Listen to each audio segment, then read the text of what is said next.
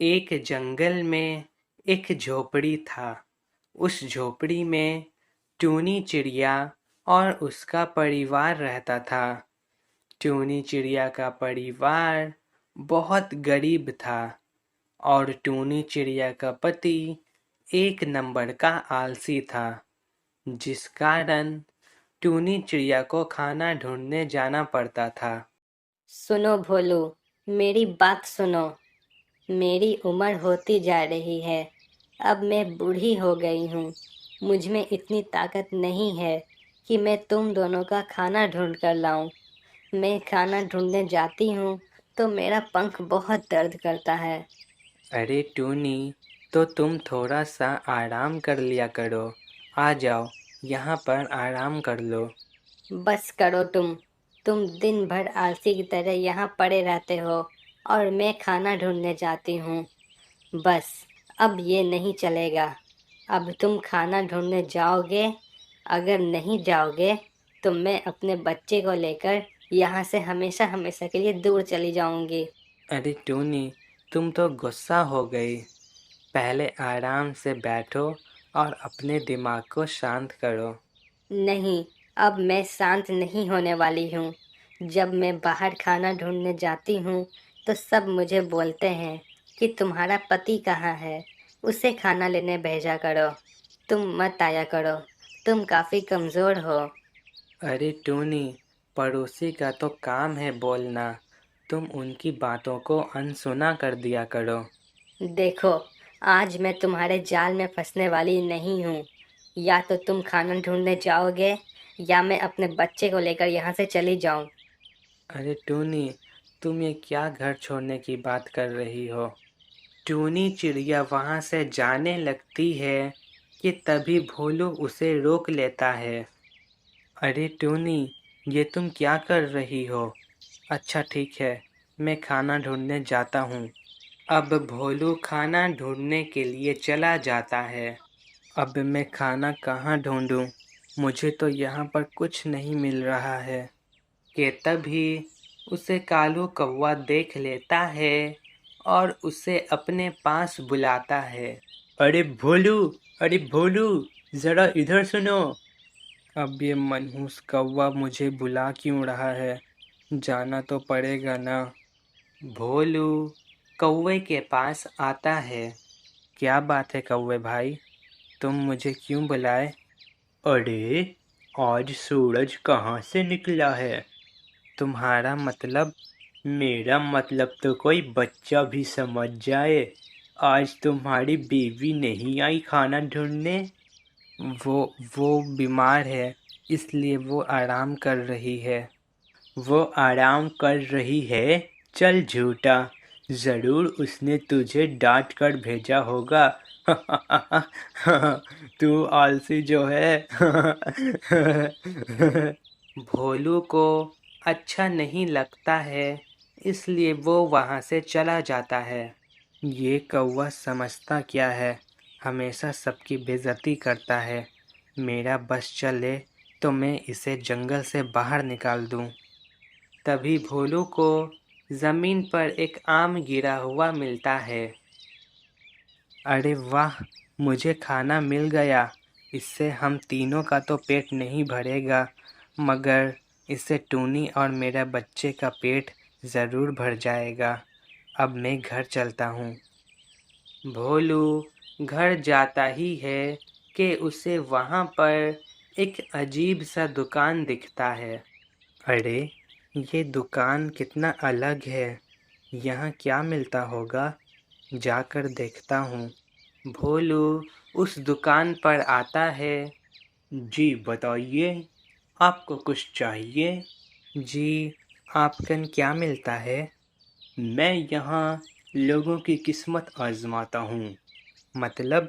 बच्चे, मेरा मतलब है कि मैं लॉटरी का टिकट बेचता हूँ। लॉटरी का टिकट? वैसे इनाम में क्या है?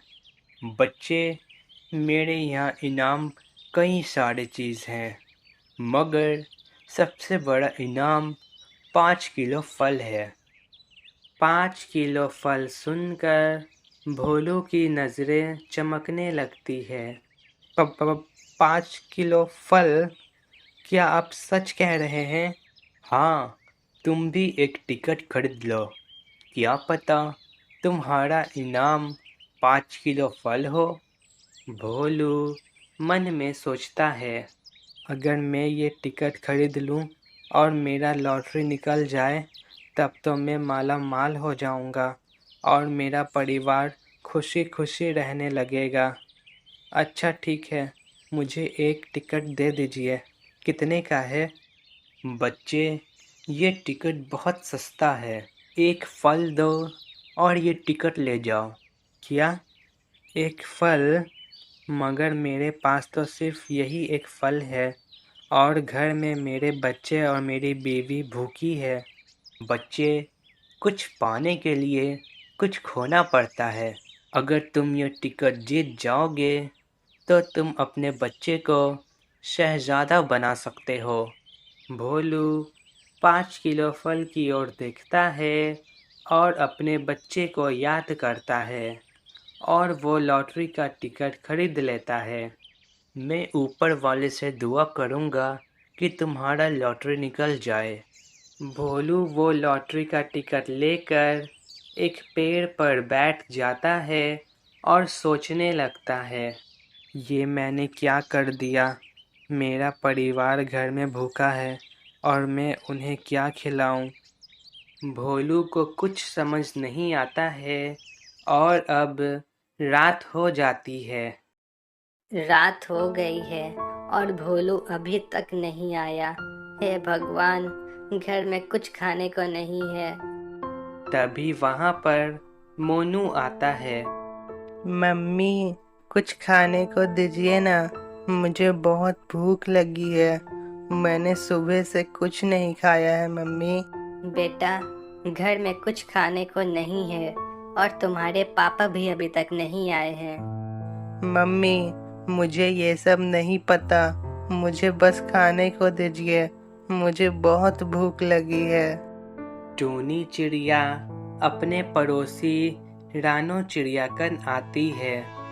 टूनी, तुम यहाँ क्या कर रही हो इतनी रात में? सब ठीक तो है ना? रानो बहन, क्या तुम्हारे पास कुछ खाने को है? मेरा बच्चा बहुत भूखा है और घर में कुछ खाने को नहीं है। मैं तुम्हारी एहसानमंद रहूंगी। अरे टूनी, ये तुम क्या कह रही हो? तुम मेरी पड़ोसी हो, मैं तुम्हें खाना जरूर दूंगी। ये लो। तुम्हारा शुक्रिया रानो बहन, मैं ये एहसान कभी नहीं भूलूंगी। कोई बात नहीं टूनी बहन। टूनी चिड़िया घर आती है और अपने बच्चे को खाना खिला देती है। मम्मी, आप रानो आंटी कन से खाना क्यों मांग कर लाई? क्या हमारे घर में खाना नहीं है? टूनी मन में सोचती है, हे भगवान, ये कैसी मुसीबत तूने ला दी है। अब मैं अपने बच्चे को क्या कहूँ? माँ बोलो ना। बेटा, घर में कुछ खाने को नहीं है और तुम्हारे पापा भी कहाँ हैं वो भी नहीं पता। हमारे ऊपर बहुत बड़ी मुसीबत आ पड़ी है। माँ, क्या आपने खाना खाया? बेटा, बच्चे ने खाना खा लिया तो माँ का पेट अपने आप भर जाता है, उसे खाने की जरूरत नहीं पड़ती। अब मोनू और टूनी भूखे पेट सो जाते हैं और भोलू एक पेड़ पर भूखे पेट सो जाता है और अब सुबह हो जाती है। अरे अरे, सुबह कब हो गई पता ही नहीं चला। लॉटरी निकल गया होगा, मैं अभी जाकर देखता हूँ।